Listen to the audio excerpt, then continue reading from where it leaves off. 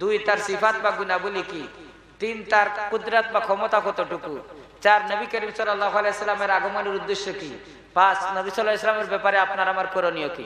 কয়টা প্রশ্ন? পাঁচটা। প্রথম হইল যে নবী সাল্লাল্লাহু আলাইহি সাল্লামের জাত বা সত্তাটা কি। যদি আমি এই সংক্ষেপে সম্পর্কে আলোচনা করি, পাঁচটা প্রশ্নের উত্তর দিতে গেলে 10 মিনিট করে হইলে 5 × 50 মিনিট।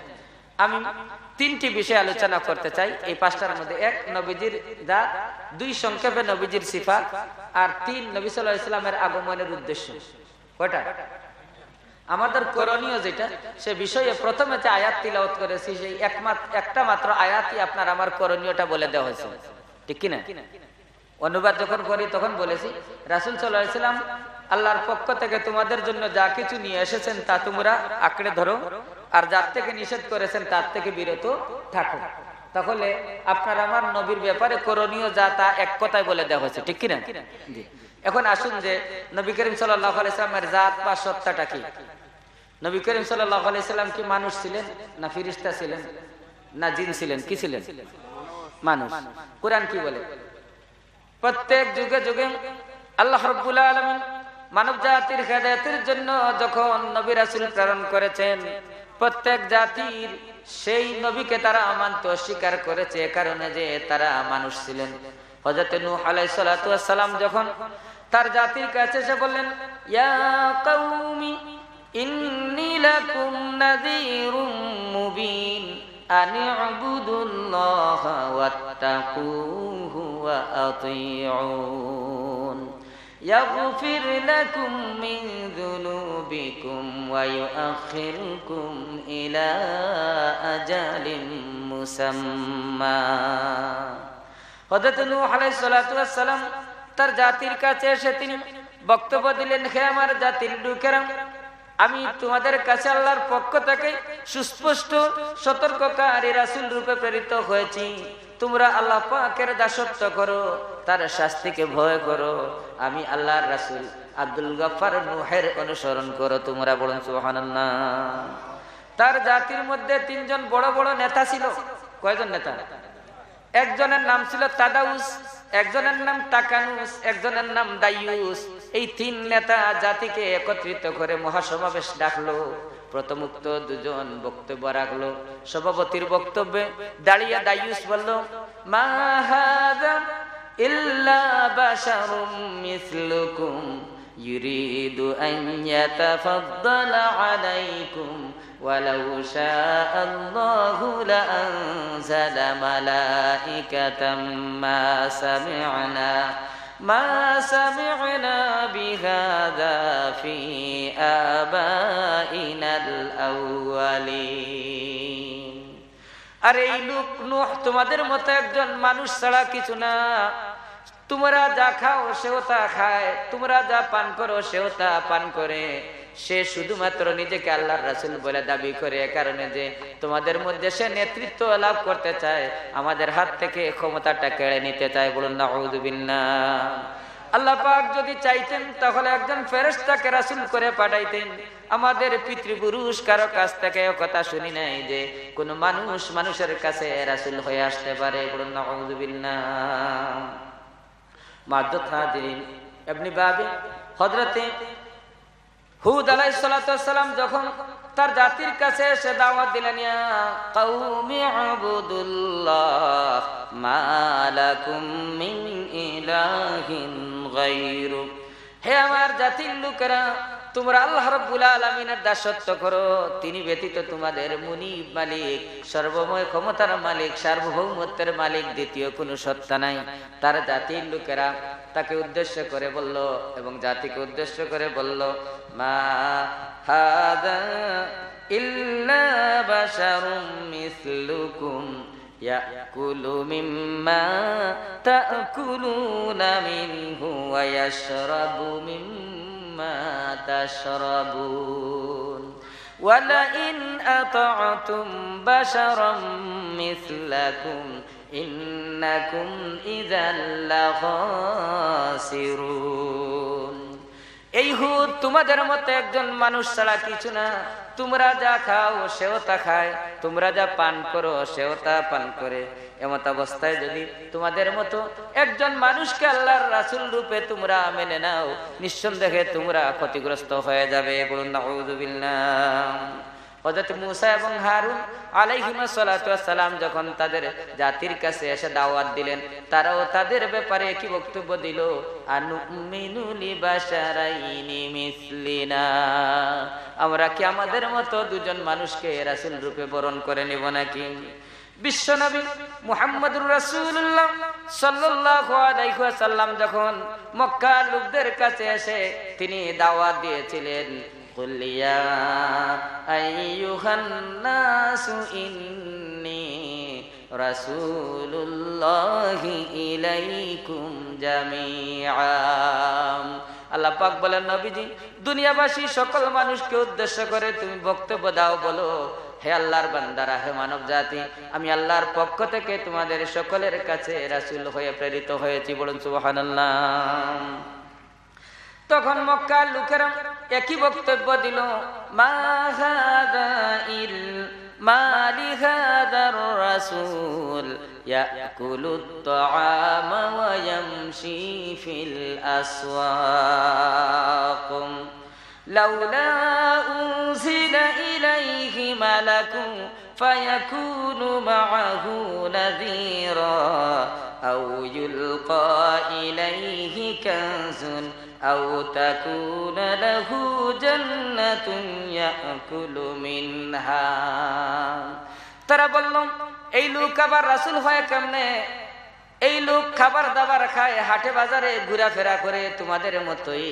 সুতরাং তোমাদের মতো একজন মানুষ যেটা কিনে খাবার দাবার খায়, পান করে, সে কেমনে আল্লাহর রাসূল হয়? আল্লাহ যদি কাউকে রাসূল করে পাঠাইতেন, তাহলে আকাশ থেকে কোন একজন ফেরেশতাকে রাসূল করে পাঠালেন না। সেই লোক এসে বলতো, এই মুহাম্মদ সাল্লাল্লাহু আলাইহি ওয়াসাল্লাম আল্লাহর রাসূল, তোমরা তাকে রাসূল রূপে মেনে নাও, না হয় তোমাদের ঘাটটা ভেঙে দেব। পড়ুন নাউযুবিল্লাহ। আও ইউলকা ইলাইহি কানজুন, অথবা তার একটা গুপ্ত ধনভাণ্ডার আকাশ থেকে নাজিল হতো, তিনি এভাবে তার আঁচল ভরে নিয়ে নিতেন, প্রচুর সোনা দানা নিজেও ব্যবহার করতেন, আমাদেরকেও বন্টন করে দিতেন, তাহলে না হয় আমরা মনে করতাম তিনি আল্লাহর রাসূল। পড়ুন নাউযুবিল্লাহ। অথবা তার এমন একটা বাগান থাকতো কুমোরে বাঁধা, যেদিকে হাঁটতেন সেই বাগানটাও পিছে পিছে হেঁটে হেঁটে যেত, ওখান থেকে নিজে দুটা চারটা ফল খেতেন, আমাদেরও খাওয়াতেন, তাহলে না হয় মনে করতাম তিনি আল্লাহর রাসূল। পড়ুন নাউযুবিল্লাহ। আল্লাহ রাব্বুল আলামিন বলেন, লাউ কানা ফিল আরদি মালাইকাতুন ইয়ামশুনা মুতমাইন্নিনা লানাজ্জালনা আলাইহিম মিনাস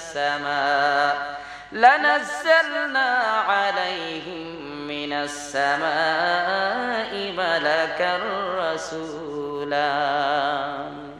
হে দুনিয়াবাসী মানুষেরা, তোমরা যেভাবে জমিনে নির্বিঘ্নে চলাফেরা করো, বিবি বাচ্চা নিয়ে বসবাস করো, এই জমিনে যদি ফেরেশতারা তোমাদের মতো নির্বিঘ্নে বসবাস করতো, চলাফেরা করতো, তাহলে সেই মানুষের, সেই ফেরেশতার হেদায়েতের জন্য আমি আল্লাহ পাক আকাশ থেকে একজন ফেরেশতাকে রাসূল রূপে প্রেরণ করতাম। পড়ুন সুবহানাল্লাহ। যেহেতু এই জমিনে মানুষেরা বসবাস করে, মানুষের হেদায়েতের জন্য আমি আল্লাহ পাক একজন মানুষকে তাদের মধ্য থেকে রাসূল করে প্রেরণ করেছি। বলুন সুবহানাল্লাহ। আল্লাহ পাক এজন্য বলেন, ওয়ামা আরসালনা ক্বাবলাকা ইল্লা রিজালান নূহি ইলাইহিম ফাসআলু আহলায যিকরি ইন কুনতুম লা তা'লামুন। নবীজি, আপনার পূর্বে আমি যত নবী রাসূল এই জমিনে প্রেরণ করেছিলাম, প্রত্যেকেই পুরুষ ছিলেন আর মানুষ ছিলেন। প্রত্যেক নবী রাসূল কি ছিলেন? পুরুষ ছিলেন আর মানুষ ছিলেন। কোন নারীকে আল্লাহ রাব্বুল আলামিন রিসালাতি দান করেন নাই, নবুয়তি দান করেন নাই। ফাসআলু আহলা যিকরি ইন কুনতুম লা তা'লামুন। হে বেওকুফেরা, তোমরা যদি না জানো, যারা জানে তাদের কাছে জেনে নাও, জ্ঞানী লোকদের কাছ থেকে। প্রত্যেক নবী রাসূল মানুষ ছিলেন। বলুন সুবহানাল্লাহ। ওয়ামা জাআলনাহুম জাসাদান লা ইয়াকুলুনা আত-তাআমা ওয়ামা কানু খালিদিন। আমি যত নবী রাসূল প্রেরণ করেছিলাম তাদের এমন কোন শরীর দিয়ে এই জমিনে পাঠাই নাই যাদের খাবার দাবার খাওয়া লাগতো না আর মৃত্যুবরণ করা লাগতো না, কারণ প্রত্যেক নবী রাসূল এসেছিলেন খাবার দাবার খাইতেন। কি বলেন ঠিক কিনা? আল্লাহ পাক বলেন ওয়ামা আরসালনা ক্বাবলাকা মিনাল মুরসালিনা ইল্লা আন্নাহুম লা ইয়াকুলুনা আত-তাআমা ওয়া ইয়ামশুনা ফিল আসওয়াক। সূরা ফুরকানের 20 নম্বর আয়াতে আল্লাহ পাক বলেন নবীজি আপনার পূর্বে আমি যত নবী রাসূল এই জমিনে প্রেরণ করেছিলাম প্রত্যেকেই খাবার দাবার খেতেন, হাটে বাজারেও তারা ঘোরাফেরা করতেন। বলুন সুবহানাল্লাহ। وَلَقَدْ أَرْسَلْنَا رُسُلًا مِّن قَبْلِكَ وَجَعَلْنَا لَهُمْ أَزْوَاجًا وَذُرِّيَّةً। শুধু তারা হাট বাজার করতেন আর খাবার দাবার খেতেন এমন না, প্রত্যেক নবীর জন্য আমি বিবি ও পয়দা করেছিলাম আর তাদের ঔরসে সন্তান সন্ততিও জন্মগ্রহণ করেছিল। কি বলেন ঠিক কিনা? এজন্য নবীজি কুল ইন্নামা আনা বাশারুম মিসলুকুম ইউহা ইলাইয়া আন্নামা ইলাহুকুম ইলাহুন ওয়াহিদ। নবী আপনি দুনিয়ার মানুষদেরকে জানিয়ে দিন তোমরা যেমন মানুষের সন্তান মানুষ, আমি মুহাম্মদুর রাসূলুল্লাহ সাল্লাল্লাহু আলাইহি সাল্লাম মানুষের সন্তান মানুষ। কি বলেন ঠিক কিনা? তবে আমি তোমাদের মতো না, ব্যতিক্রম হচ্ছে আমার কাছে ওহী নাজিল হয়। কি নাজিল হয়? ওহী নাজিল হয়। তোমাদের কাছে ওহী নাজিল হয় না। এর মর্যাদা কতটুকু একটা উদাহরণ দিলে বুঝতে পারবো। সুতরাং এই আয়াতগুলি প্রমাণ করে নবীজির জাত বা সত্তা ছিল। নবীজি কি ছিলেন? মানুষ ছিলেন। নবীজির পিতা মাতা কি ছিলেন? নবীজির স্ত্রীরা, নবীজির সন্তানেরা, নবীজি মানুষ না কোন কিছু। তাহলে আমরা ছোটবেলা গজল শুনতাম, নিজেও গাইছি। মানবেরই রূপ ধরে নবী এলেন ভবেতে, কুলে আলম দুইটা পড়ে যাহার চরণ তলেতে। শুনেন না? এ দ্বারা কি মেসেজ দিলাম জাতিকে? মানুষের রূপ ধরে এক নবী আসছেন ভবেতে, আসলে তিনি মানুষ না। আর আল্লাহ পাক বলছেন কি? মানুষ। আল্লাহ পাক নবীজিকে মুখ দিয়ে বলাচ্ছেন যে তুমি বলো আমি একজন মানুষ। এই আলোচনাটা একটু পরে আসছে। তাহলে আমরা জানলাম মুটের উপর কুরআন বলতেছে নবী সাল্লাল্লাহু আলাইহি সাল্লাম সহ সমস্ত নবী রাসূলের জাত বা সত্তা কি তারা কি ছিলেন? মানুষ ছিলেন। নবী সাল্লাল্লাহু আলাইহি সাল্লাম মানব জাতির হেদায়েতের জন্য তিনি আসলেন। তার গুণাবলী কি ছিল? আমি যদি আলোচনা করি লম্বা আলোচনা করা যাবে। কোরআনের অন্তত পক্ষে নবীজির শানে অন্তত পক্ষে অর্ধশতের উপরে আয়াত আছে। কতখানা? 50-এর উপরে আয়াত আছে। একটা একটা করে আলোচনা করলে 50 মিনিট লাগবে শুধু তেলাওয়াত করতে।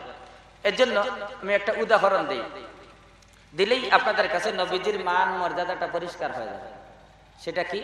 নবী সাল্লাল্লাহু আলাইহি সাল্লাম মেরাজের রাতে আল্লাহর পক্ষ থেকে দাওয়াত প্রাপ্ত হয়ে রওনা দিলেন বাইতুল্লাহ থেকে বাইতুল মাকদিস, মক্কা থেকে ফিলিস্তিন। সেখান থেকে তিনি উর্দাকাশে ভ্রমণ করলেন জিবরাইল আলাইহিস সালামের সাথে বুরাক নামক বাহনে চড়ে। ঠিক কিনা? প্রথম আকাশে গেলেন। প্রথম আকাশে সাক্ষাৎ হলো আবুল বাশার মানব জাতির পিতা আদম আলাইহিস সালামের সাথে। ঠিক কিনা? দ্বিতীয় আকাশে দেখা হলো ঈসা আলাইহিস সালামের সাথে। তৃতীয় আকাশে সাক্ষাৎ হলো হযরত ইউসুফ আলাইহিস সালামের সাথে। ভিন্ন ভিন্ন হাদিসে ভিন্ন ভিন্ন আকাশের নাম বলা হচ্ছে। এজন্য আমি সহজের জন্য বলতেছি, আপনারা আবার এটাতে ইখতিলাফ নিয়ে আসবেন না। চতুর্থ আকাশে সাক্ষাৎ হইল হযরত ইদ্রিস আলাইহিস সালামের সাথে। পঞ্চম আকাশে হযরত হারুন আলাইহিস সালামের সাথে। ষষ্ঠ আকাশে মুসা আলাইহিস সালামের সাথে। সপ্তম আকাশে ইব্রাহিম খলিলুল্লাহ আলাইহিস সালামের সাথে। এই সপ্ত আকাশ পর্যন্ত নবী রাসূলদের মধ্যে সবচেয়ে মর্যাদাশীল নবী যিনি, তিনি হলেন মুসলিম জাতির পিতা ইব্রাহিম আলাইহিস সালাম। তিনি বাইতুল মামুর নামক ফেরেশতাদের কিবলার সাথে হেলান দিয়ে এভাবে টেস্ট দিয়ে বসাছিলেন। এই অবস্থায় নবীজিকে সালাম দিলেন, নবীজির সাথে কথা বললেন, তার জন্য দোয়া করলেন। এরপর বিদায় দিলেন। জিবরাইল সহ রওনা দিলেন সিদরাতুল মুনতাহা। কোন জায়গায়? সিদরাতুল মুনতাহা যাওয়ার পর সেখান থেকে জিবরাইল বললেন আমার সীমানাই শেষ, এরপর আমি অগ্রসর হতে পারবো না, শেষ। এরপর উঠে গেলেন তিনি। এর থেকে ওয়াইন্দাহা জান্নাতুল মাওয়া, ওয়াইন্দাহা সিদরাতুল মুনতাহা ওয়া ইনদাহা জান্নাতুল মাওয়া, এর উপরে আছে কোথায়? জান্নাতুল মাওয়া। এভাবে নবী সাল্লাল্লাহু আলাইহি সাল্লাম বলেন যে সেই যুগে সবচেয়ে দ্রুতগামী বাহন ছিল ঘোড়া।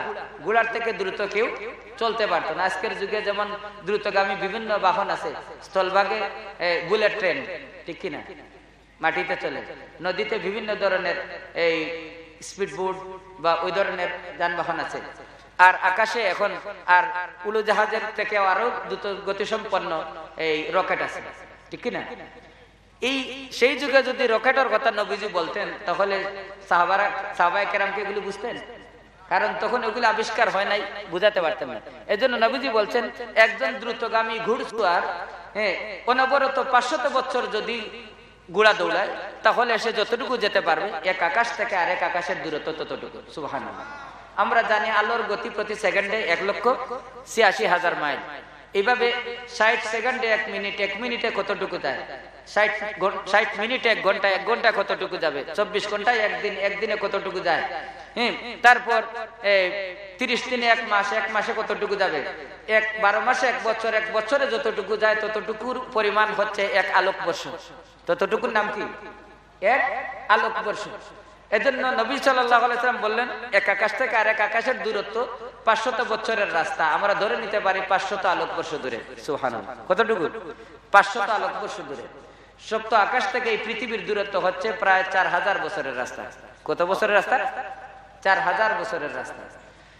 এর উপরে সিদরাতুল মুনতাহার দূরত্বের দ্বিগুণ আরো 8000। 8 আর 4 কত হলো? 12000 বছরের রাস্তা।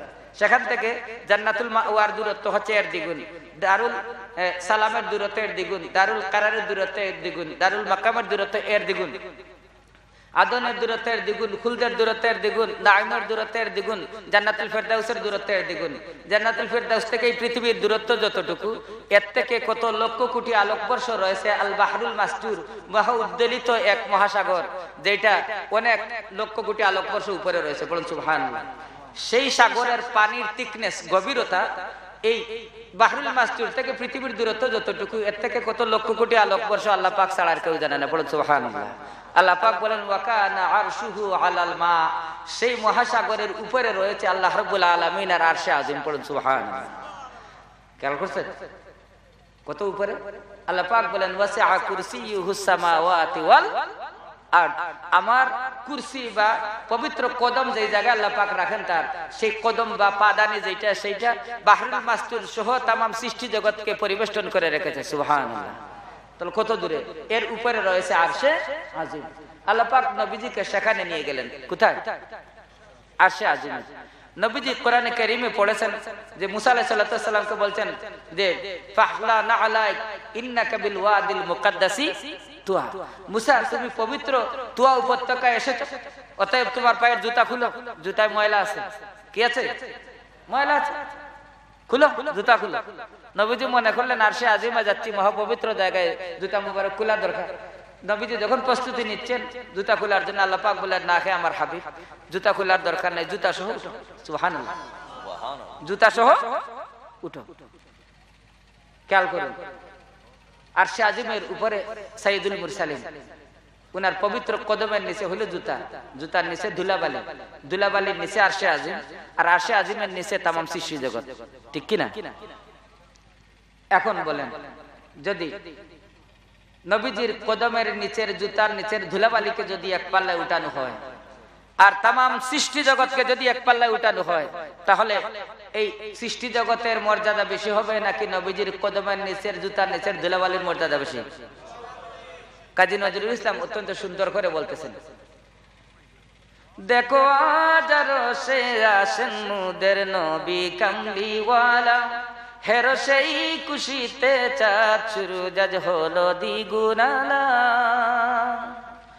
ফকির দরবেশ আউলিয়া যারে ধ্যানে জ্ঞানে ধরতে না রে, ফকির দরবেশ আউলিয়া যারে ধ্যানে জ্ঞানে ধরতে না রে, যার মহিমা বুঝিতে পারে এক সে আল্লাহ তাআলা মুদের নবী কামলিওয়ালা। দেখো আজ আরশে আসেন মুদের নবী কামলিওয়ালা, হের সেই খুশিতে চাঁদ সুরজ আজ হলো দ্বিগুণালা। কাজী নজরুল ইসলাম বলতেছেন, দেখো আজকে নবী কামলিওয়ালা আমাদের আরশে আজিমে এসেছেন, তার সেই আগমনে চাঁদ সূর্য গ্রহ নক্ষত্র সবকিছু দ্বিগুণ আলোয় আভায় আজকে আলোকিত হয়ে গেছে। সুবহানাল্লাহ।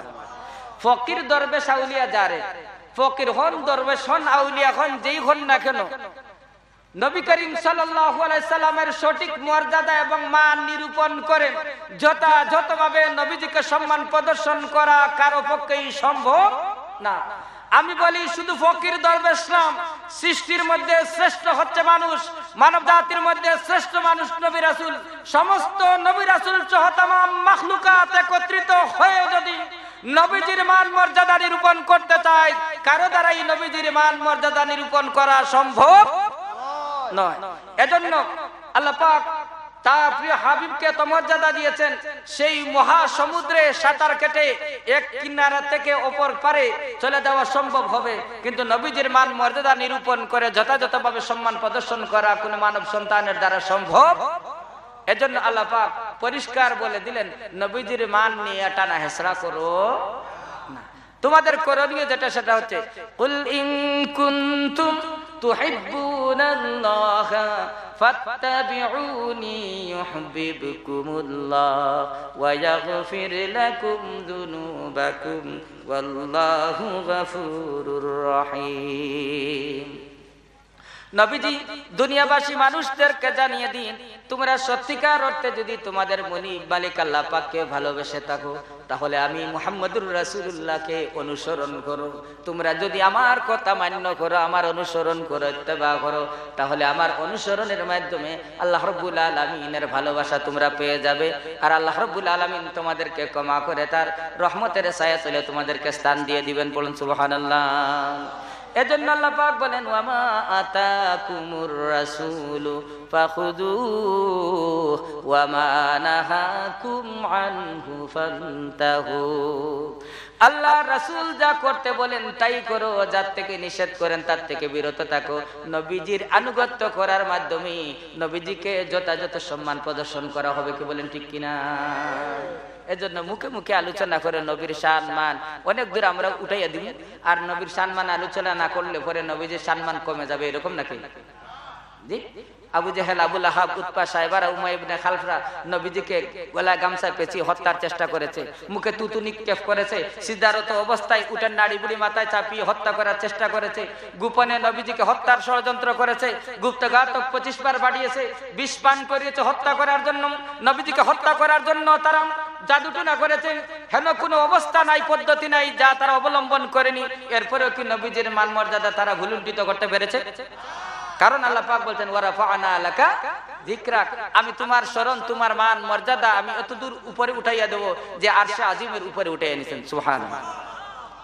কাজী নজরুল ইসলাম আরেকটা কবিতা বলেছেন, বলো বীর চির উন্নতম মশির, ওই শির নেহারি আমার হিমাদ্রির, বলো বীর চির উন্নত শির, বলো মহাবিশ্বের মহাকাশ পাড়ি, চন্দ্র সূর্য গ্রহ তারা চাড়ি, উঠিয়াছি চির বিস্ময় আমি বিশ্ববিদাত্রীর, বলো বীর চির উন্নত শির, যিনি আকাশ বাতাস চন্দ্র সূর্য সব ছেড়ে আকাশ ফেলে আরশে আজিমে যিনি উঠেছিলেন, তিনি হলেন গোটা মানব জাতির গর্ব, তামাম সৃষ্টির নেতা বিশ্ব নবী মুহাম্মদুর রাসূলুল্লাহ সাল্লাল্লাহু আলাইহি ওয়াসাল্লাম। মাযুদ হাজিরিন, এজন্য ওইদিকে আলোচনা না করে আমি আপনাদের সম্মুখে একটা বিষয় আলোচনা করতে চাই, সেটা হচ্ছে যে নবীজির ব্যাপারে আমাদের করণীয় কি। নবীজির ব্যাপারে আপনার আমার করণীয় কি? এত মহান নবী, এত মহান মর্যাদার অধিকারী, আমরা কিভাবে তার সম্মান দিতে পারি?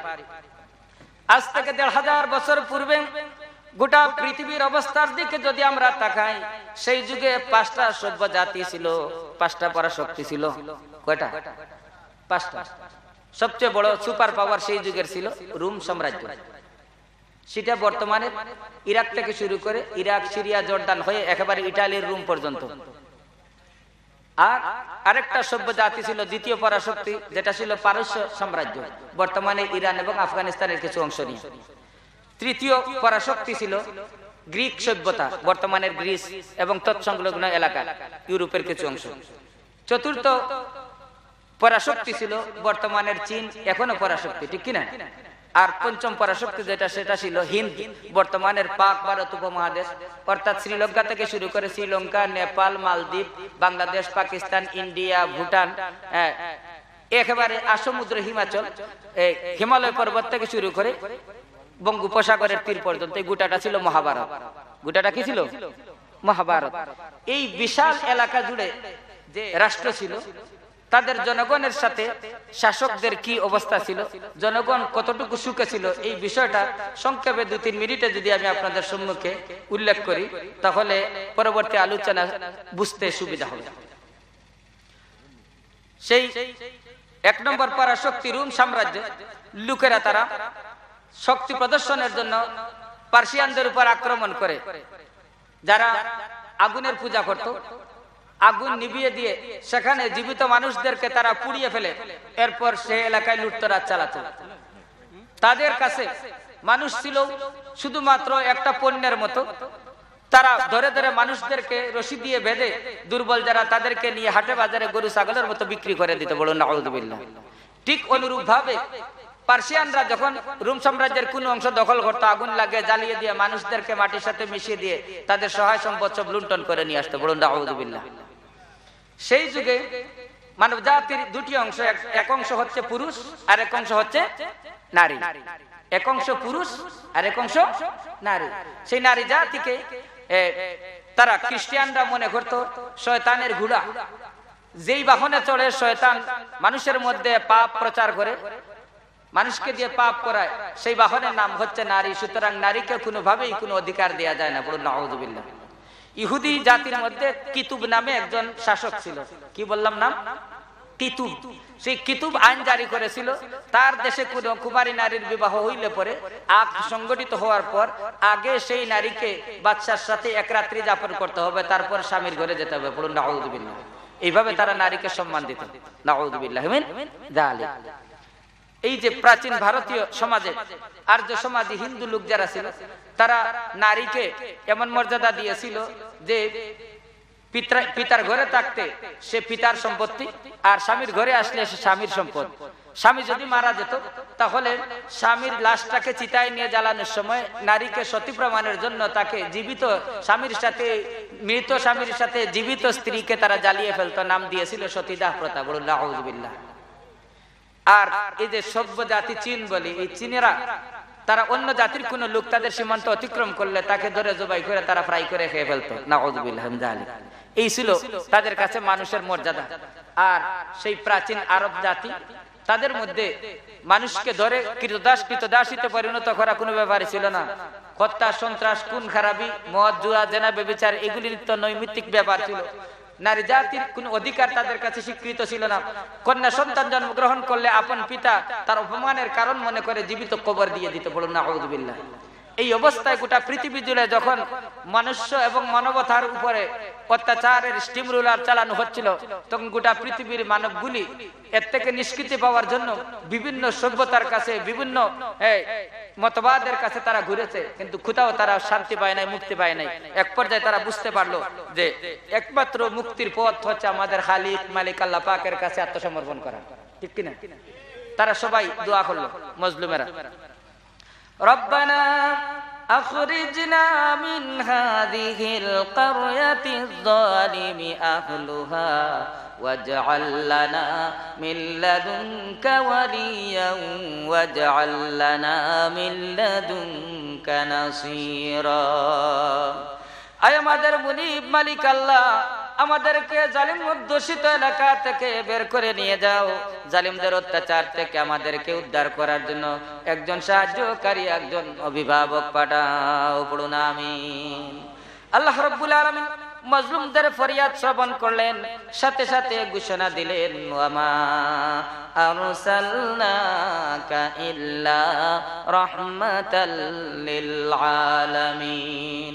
নবীজি অশান্ত পৃথিবীর মানুষগুলিকে শুধু শান্তি দানের জন্য না, মানব দানব সহ ইহকাল পরকালে যত সৃষ্টি আমি করেছি সকল সৃষ্টির জন্য তোমাকে শান্তির দূত রূপে রাহমাতুল লিল আলামিন রূপে প্রেরণ করলাম। বলুন সুবহানাল্লাহ।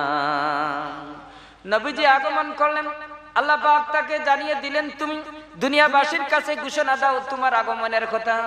নবী করিম সাল্লাল্লাহু আলাইহি ওয়াসাল্লাম যখন আসলেন, বয়স তখন তার 17 বছর।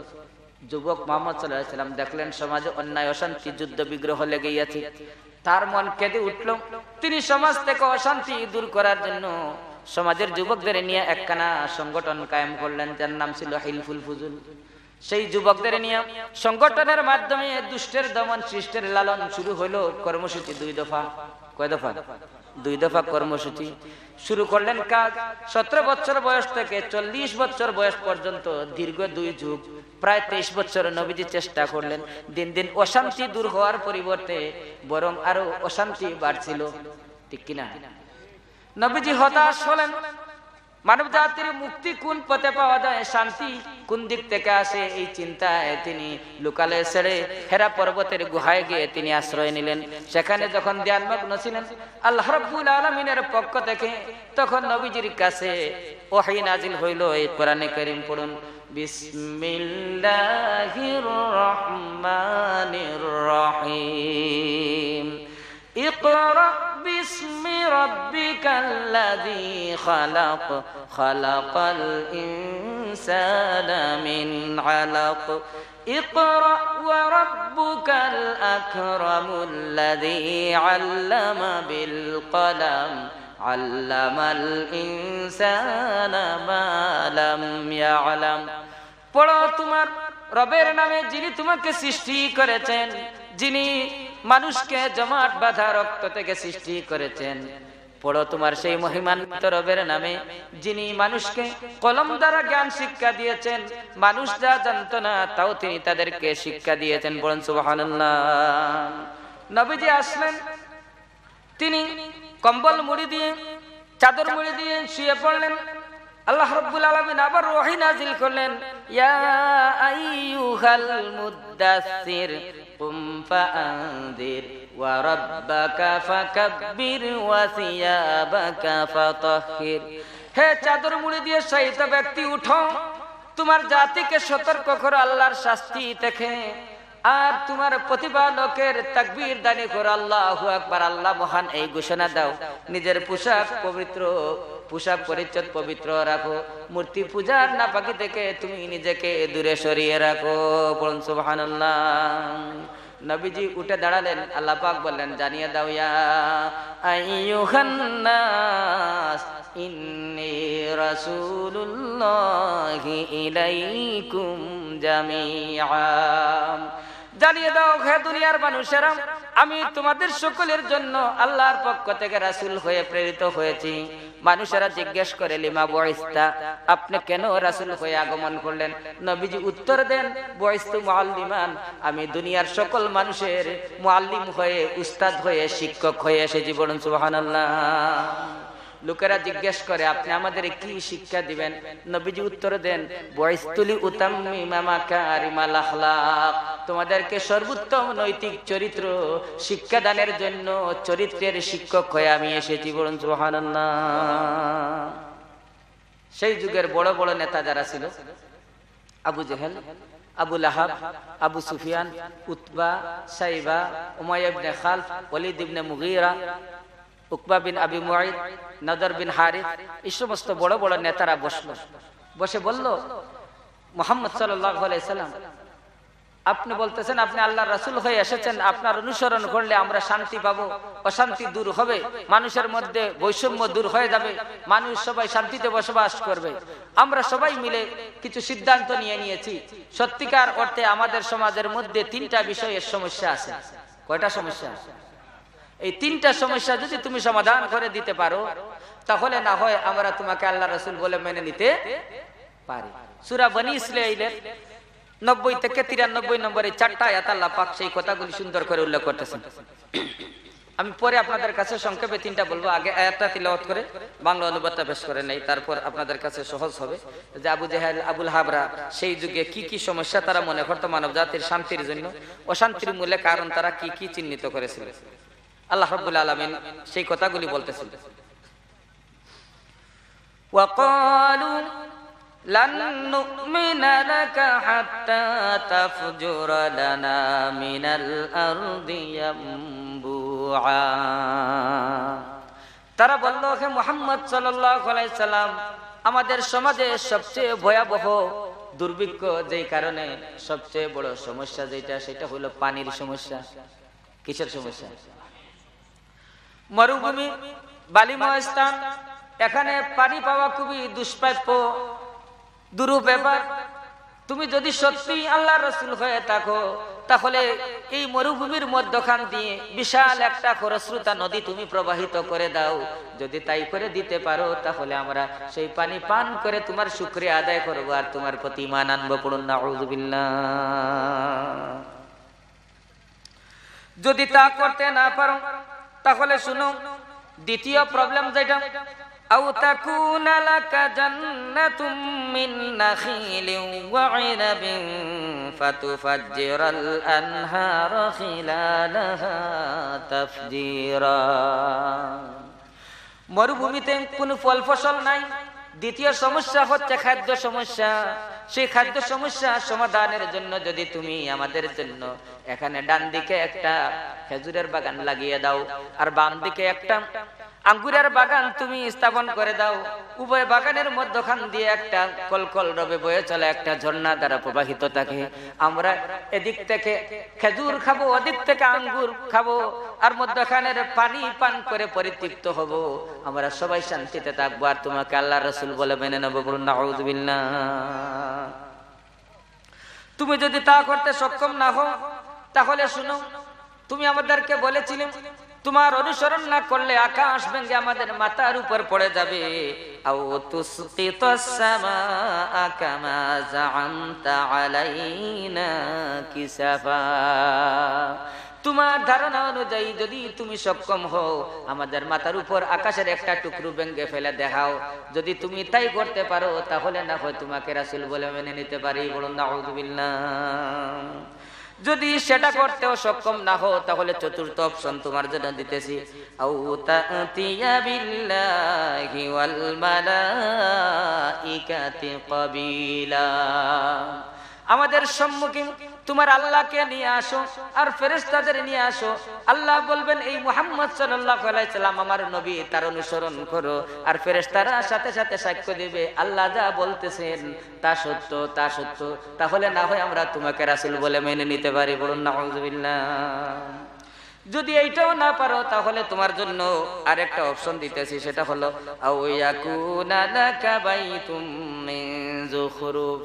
তুমি এমন সুন্দর একটা ঘর মাটির নিচ থেকে বের করে নিয়ে আসো, অত্যন্ত শিল্প সমৃদ্ধ কারুকার্য খচিত একটা স্বর্ণের ঘর হবে, যেই ঘরে সোনা দানা ভরপুর থাকবে, তুমি নিজে ব্যবহার করবে, আমাদেরও দান করবে, তাহলে না হয় তোমাকে আমরা মনে করব তুমি আল্লাহর রাসূল। বলুন নাউযুবিল্লাহ।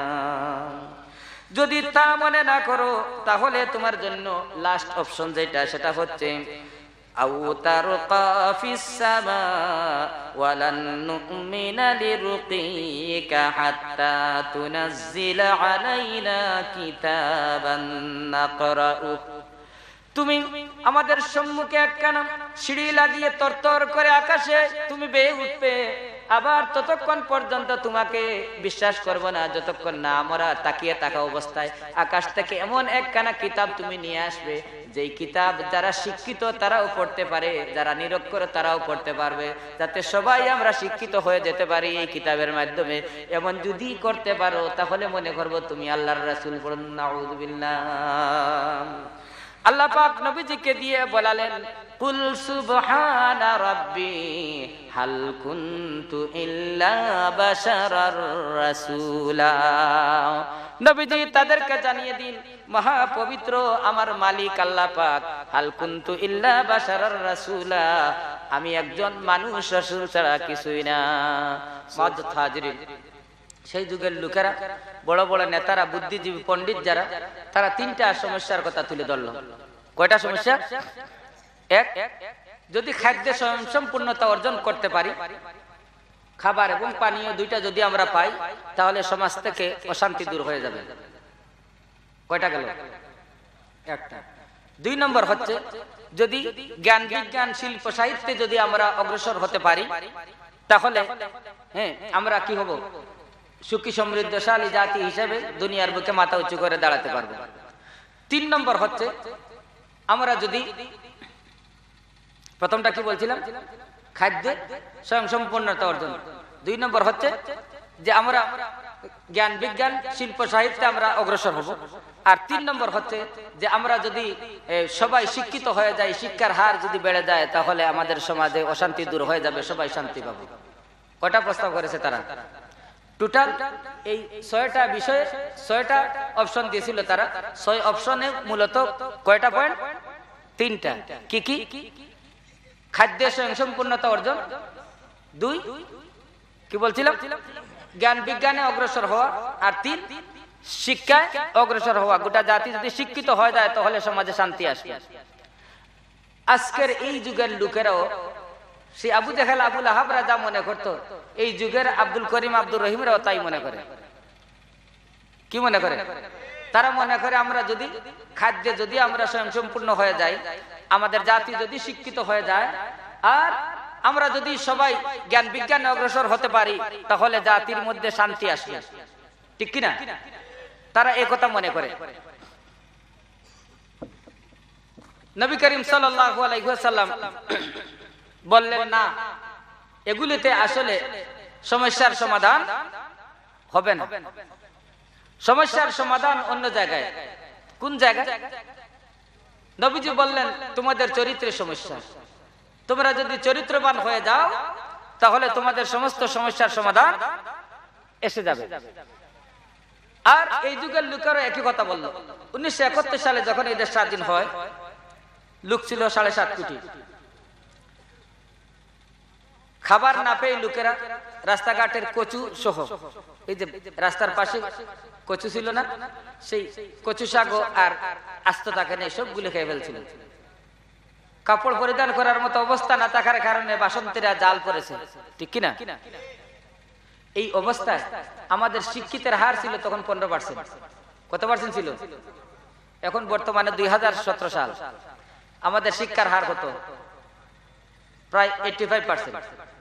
কত পার্সেন্ট? 85। শিক্ষার হার বাড়ছে না কমছে? বাড়ছে।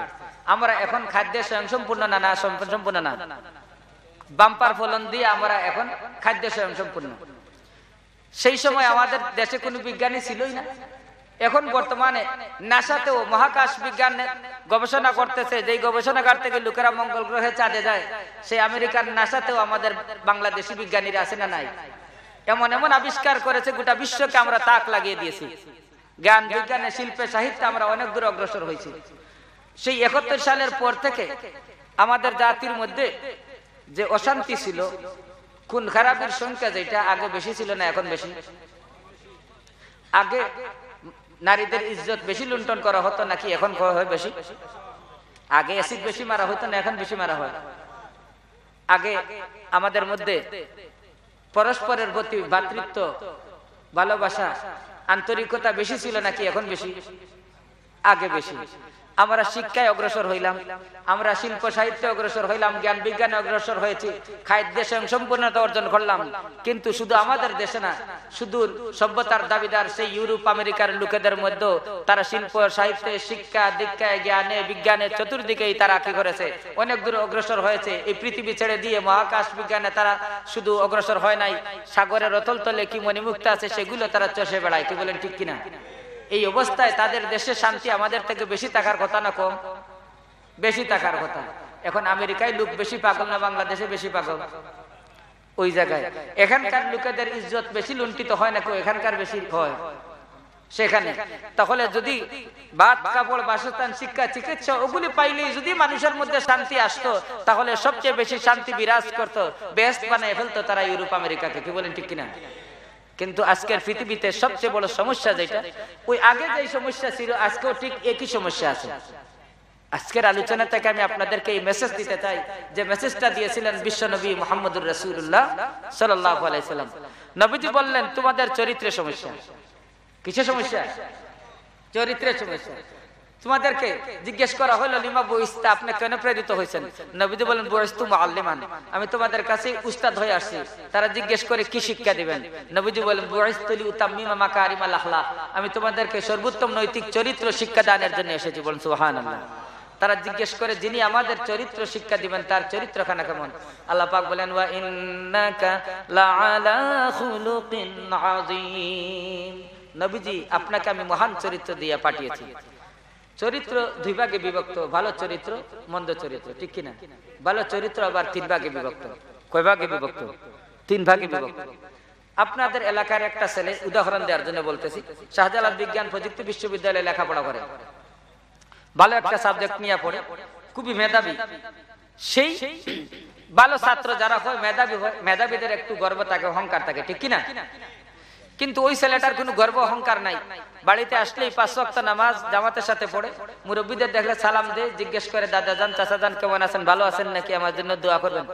ছোটদের পাইলে মাথায় হাত দিয়ে একটু, কি কেমন আছো, তোমার শরীরটা কেমন, কোন ক্লাসে পড়ো, ভালো করে লেখাপড়া করো, তোমাকে অনেক বড় হতে হবে। এইভাবে ছোটদের সাথেও খুব হৃদ্যতাপূর্ণ সম্পর্ক, বড়দের সাথে শ্রদ্ধাপূর্ণ সম্পর্ক। সবাই বলে ছেলেটার চরিত্র খুব ভালো, ঠিক কিনা? সবাই কি বলে? ছেলেটার চরিত্র ভালো। এই গ্রামের আরেকজন লোক, তিনি অল্প বিস্তর লেখাপড়া করেছেন, খুব বড় পণ্ডিত না হইলেও আগের যুগের ম্যাট্রিক পাস। এই লোকটা কোথায় গরিব লোক আছে, খেতে পারে না, তার খাবারের একটু ব্যবস্থা করে দেয়। কোন মানুষ অসুস্থ হইলে একটু চিকিৎসার ব্যবস্থা করে। কার ছেলে মেয়ে লেখাপড়া করে না, খোঁজ নিয়ে গরিব লোকদেরকে একটু শিক্ষা উপকরণ বিতরণ করে। আর প্রতিবেশী লোক যারা আছে, শিক্ষিত জ্ঞানী গুণী যাদেরকে মনে করা হয়, তারা মনে করে এই বেটা বুঝি আগামীতে কি হবে, চেয়ারম্যান ইলেকশন করতে চায়, এই জন্য চেয়ারম্যান সাহেব ওর মনে কিছু নিয়েন না, এই জন্য ওর ট্যাংটুং ভাঙ্গা দরকার, ওর সাথে খারাপ আচরণ করে।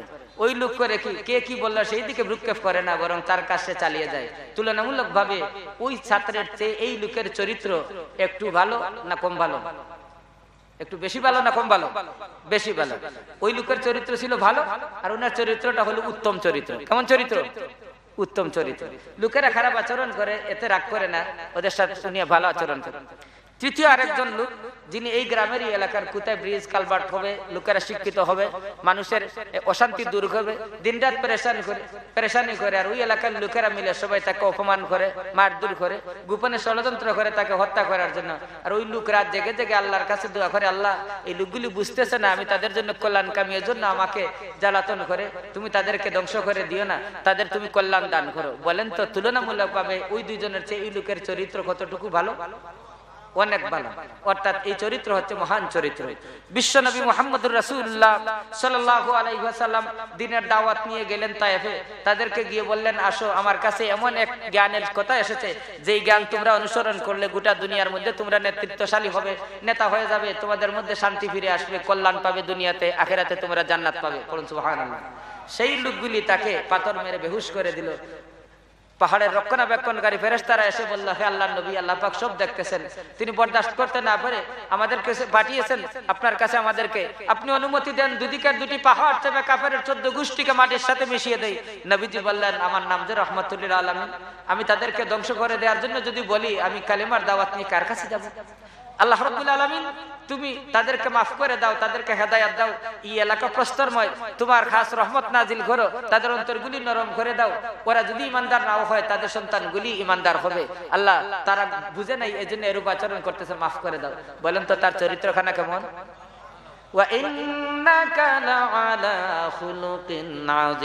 আল্লাহ পাক বলেন, তোমরা আমার নবীর চরিত্রের ব্যাপারে জিজ্ঞেস করো, যিনি চরিত্র শিখাবেন তার চরিত্রখানা কেমন। আমি আল্লাহ পাক সার্টিফাই করলাম আমার নবীর চরিত্র হচ্ছে মহান চরিত্র। বলুন সুবহানাল্লাহ। লাকাদ কানা লাকুম ফি রাসূলিল্লাহি উসওয়াতুন হাসানাহ। হে অশান্ত পৃথিবীর মানুষগুলি, শান্তি যদি পেতে চাও চরিত্র সংশোধন করে নাও। চরিত্র সংশোধন করার জন্য তোমরা আদর্শের নমুনা তালাশ করো। তোমাদের সকলের জন্য আল্লাহর রাসূলের মধ্যে রয়েছে সর্বোত্তম চরিত্রের সবচেয়ে উত্তম আদর্শ, আল্লাহর রাসূলের মধ্যে আছে। বলুন সুবহানাল্লাহ। নবীজি আসলেন মানুষের চরিত্র সংশোধন করার জন্য। চরিত্রের দুটি দিক, একজন লোক মুখে যা বলে কাজেও তা প্রমাণ করে দেয়, কথা এবং কাজে মিল আছে। আমরা বলি এই লোকের কথা ঠিক আছে, সে চরিত্রবান মানুষ। কি বলেন ঠিক কিনা? যে লোকের কথা এবং কাজে মিল নাই, যতই ধনী হোক, যত ক্ষমতাধর হোক, সম্মুখে আসসালামু আলাইকুম বললেও পিছনে বলে একটা বাটপার। কি বলেন ঠিক কিনা? কারণ তার কথা এবং কাজে মিল নাই। সুতরাং মানুষের চরিত্র বলতে বোঝায় মানুষের কথা আর কাজের সমষ্টি, ঠিক কিনা? নবীজি আসলেন মানুষের চরিত্র সংশোধন করার জন্য। কি সংশোধন করবেন? চরিত্র সংশোধন করবেন। এজন্য চরিত্রের দুটি দিক, একটা হচ্ছে মানুষের কথা আর আরেকটা হচ্ছে তার কাজ। সুতরাং নবীজি যেহেতু আসছেন চরিত্রের উস্তাদ হয়ে, সুতরাং প্রথম কাজ হলো মানুষের কথাগুলি ঠিক করা, সংশোধন করে নেওয়া, ঠিক কিনা? লোকেরা কিভাবে কথা বলবে সেই কথা বলাটাও নবীজি শিখাইলেন। আল্লাহ পাক কোরআনে বলতেছেন, হযরত লুকমান হাকিম তার সন্তানকে উপদেশ দিতে গিয়ে বলেন, ওয়ালা তুসাইর খাদ্দাকা লিন-নাসি ওয়ালা তামশি ফিল আরদি মারহা ইন্নাল্লাহা লা ইউহিব্বু কুল্লা মুখতালিন ফাখুর।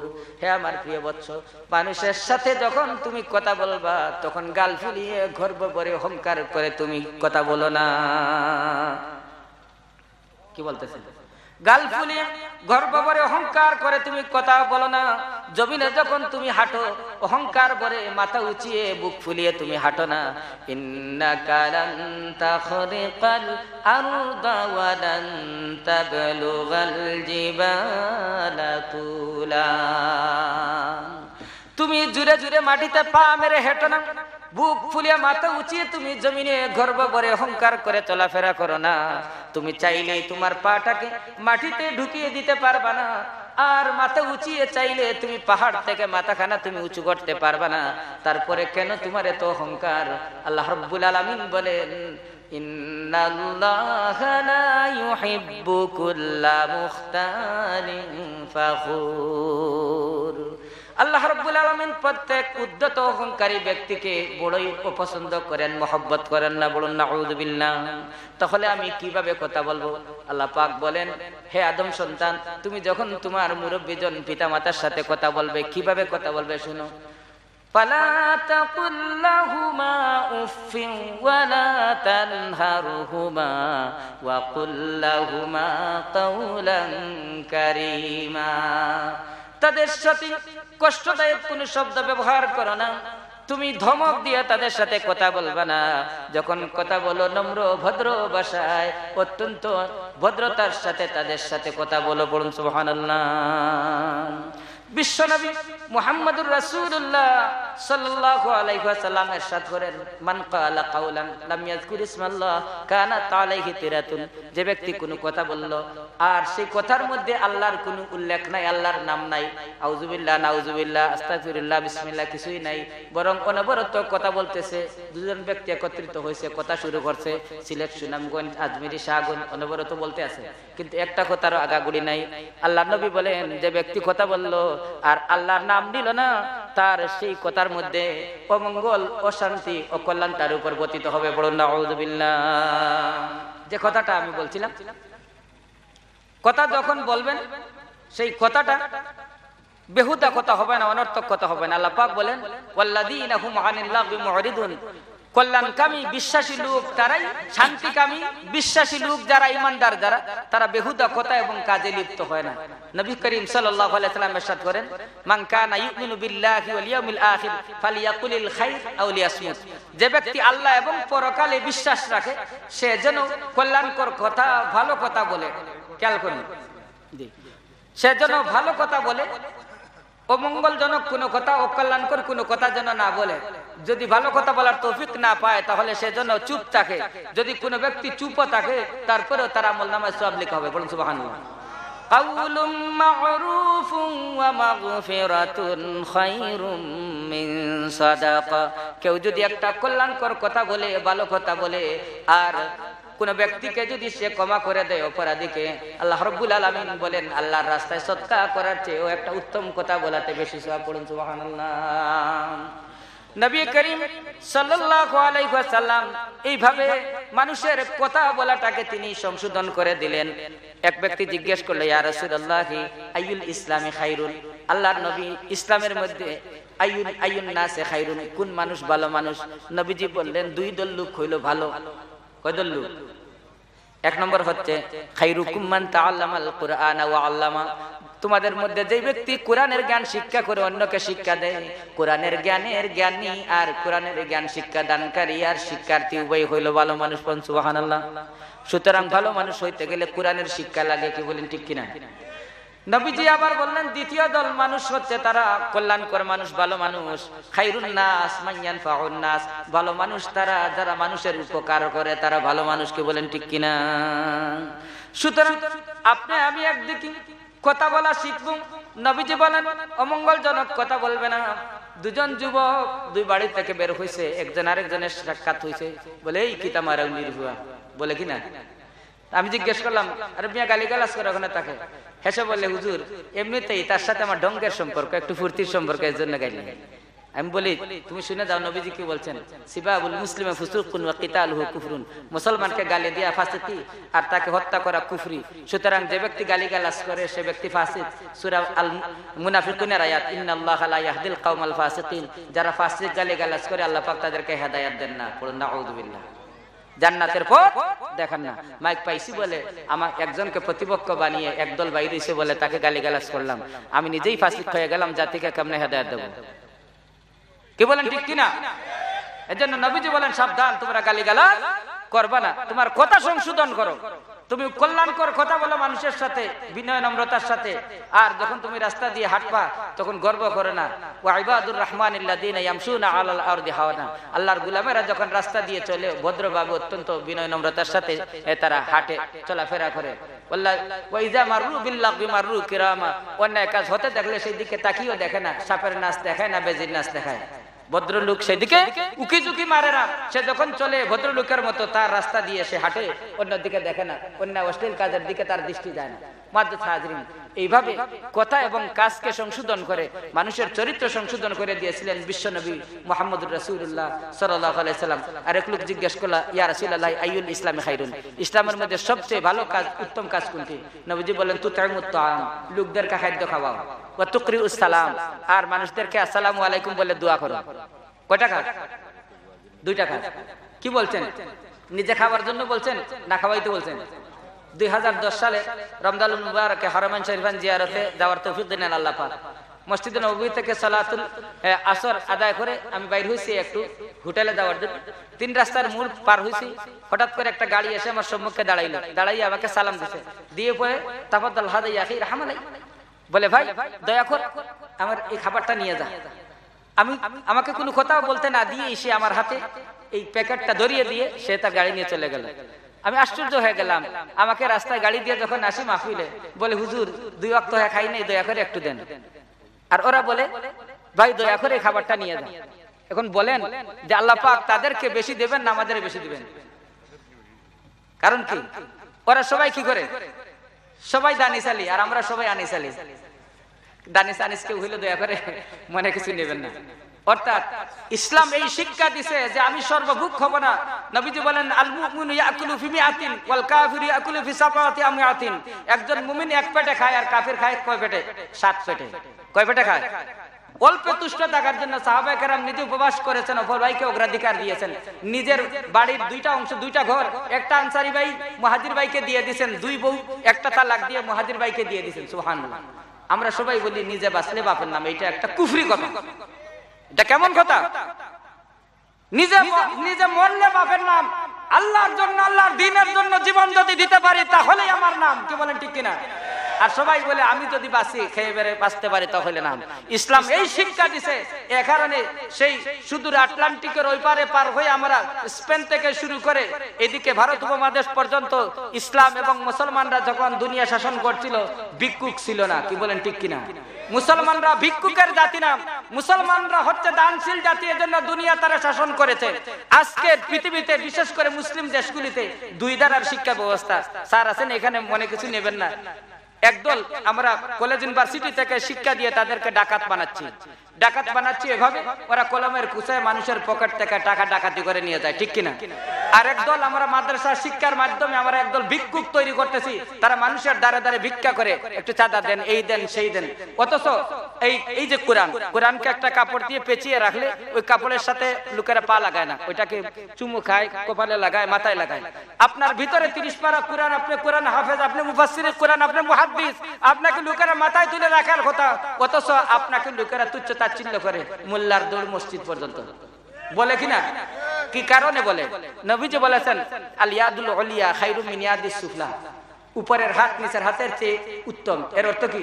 উপরের হাত কি? দাতার হাত। দাতা উত্তম, দান গ্রহীতা অধম। আপনি মুহাদ্দিস সাহেব, আপনি মুফাসসির সাহেব, আপনি মুহতামিম সাহেব, প্রিন্সিপাল সাহেব, আপনি সলিমুদ্দিন কলিমুদ্দিন ইউরোপ আমেরিকায় গেছে, সে দান করে আর আপনি নেন, সে উত্তম না আপনি উত্তম?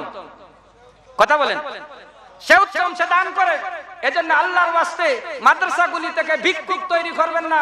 পারলে যদি কিছু না থাকে রিকশা চালাবো, ঠেলা চালাবো, কুলি মজুরের কাজ করবো, তবুও মানুষের কাছে হাত পাতবো না। মুসলমান ভিক্ষা করার জন্য আসে নাই, মুসলমান এসেছে দুনিয়াকে ভিক্ষা দেওয়ার জন্য। সুতরাং আমাদের শিক্ষা ব্যবস্থায় আমূল পরিবর্তন আনতে হবে।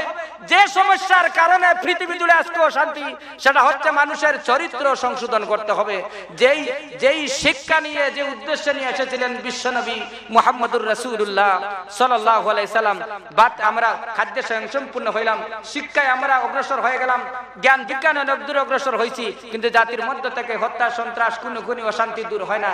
এর একমাত্র কারণ চরিত্রহীনতা। তাকে বলেন ঠিক কিনা? এজন্য আসুন, এই কোরআন বলতেছে নবীজির শিক্ষা হচ্ছে কিসের শিক্ষা? বুইসতুলি উতাম্মিমা মাকারিমাল আখলাক, তোমাদেরকে সর্বোত্তম নৈতিক চরিত্র শিক্ষা দিতে এসেছি। এই শিক্ষা যদি আমাদের সিলেবাসের মধ্যে আনয়ন করা যায়, তাহলে ইউনিভার্সিটিতে পড়ুন আর আপনি মাদ্রাসায় পড়ুন, যেখানেই পড়ুন না কেন, মুসলমান যদি আপনার নাম হয়, দুনিয়াতে আপনিই নেতৃত্ব দেবেন। আপনার দ্বারা জাতির কোনো অকল্যাণ, অশান্তি হইতে পারে না। কারণ নবীজির উম্মত, নবীজি বলছেন খাইরুন নাস মান ইয়ানফাউন নাস, মানুষের মধ্যে ভালো মানুষ, শ্রেষ্ঠ মানুষ তারাই যারা মানুষের উপকার করে। কোন মুসলমান মানুষের উপকার বা ক্ষতি করতে পারে না। এই শিক্ষা যদি আমরা গ্রহণ করি, তাহলে আমাদের দেশে আর অশান্তি থাকবে। তাহলে আমার এটাই আলোচনার মূল বিষয় ছিল। এই মেসেজটা দিতে চাই জাতিকে, যে আসো জাতির লোকেরা, আমরা নৈতিক শিক্ষা গ্রহণ করি। কোরআন থেকে বাধ্যতামূলক করা হোক, স্কুল থেকে শুরু করে ইউনিভার্সিটি পর্যন্ত, মক্তব থেকে শুরু করে কামিল মাদ্রাসা পর্যন্ত, এই কোরআনের সঠিক সিলেবাস রচনা করে প্র্যাকটিক্যাল শিক্ষা দেওয়া হোক, তাহলে এই জাতির মুক্তি এবং কল্যাণ আসবে।